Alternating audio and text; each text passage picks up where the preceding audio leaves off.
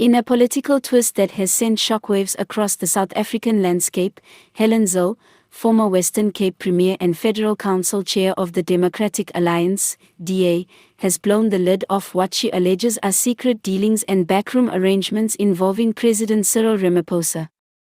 In a move described by analysts as both explosive and calculated, Zille has released a trove of documents, confidential communications, and insider testimonies pointing to a pattern of covert negotiations, financial inconsistencies, and potentially unconstitutional political alliances engineered to protect a fragile ANC power base.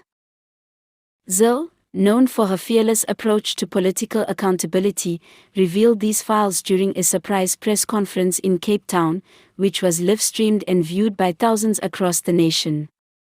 She did not mince her words. For too long, South Africans have been promised a new dawn, but instead what we've seen is a cover of darkness, a shroud of secrecy. It's time the public sees what's really happening behind the curtain, she said. At the center of the exposé is an alleged confidential memorandum between Ramaphosa's office and foreign intermediaries, referencing discrete financial movements through Mauritius and the UAE.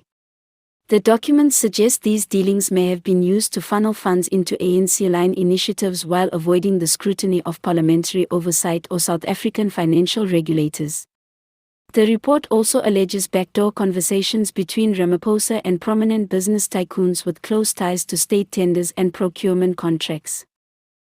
One of the most damning revelations is Zille's claim that the president made informal assurances to certain opposition figures in exchange for silence on controversial policies and state capture investigations.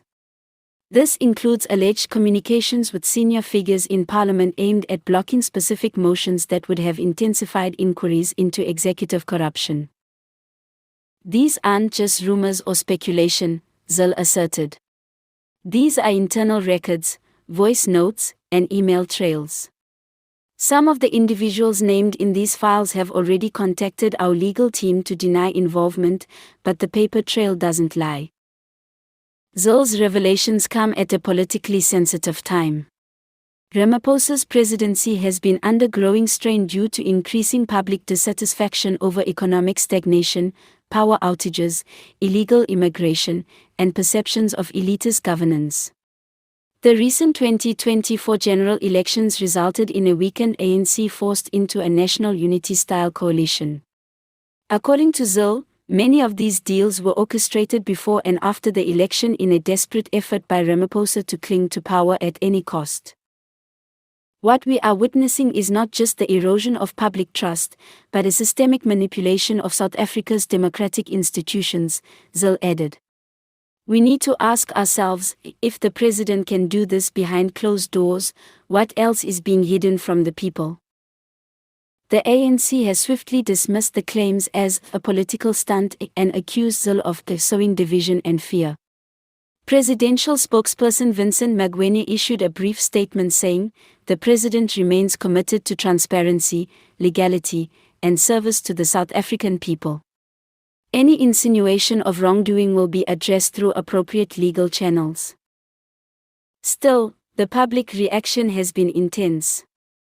On social media, hashtags like #ZilleFiles and #RamaphosaExposed have trended nationwide, with users demanding a full-scale independent investigation. Civil society groups have also weighed in, urging Parliament to convene an emergency inquiry. Political analysts say this could mark a turning point. If Zille's evidence holds, Ramaphosa's entire legacy is at risk, said Dr. Nambuso Kumalo, a political science lecturer at Wits University. It won't just be about surviving the scandal, it could challenge the legitimacy of the entire government coalition.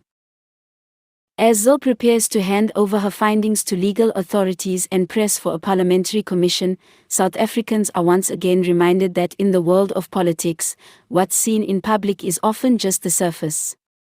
What lies behind the curtain may well define the future of the country's democracy.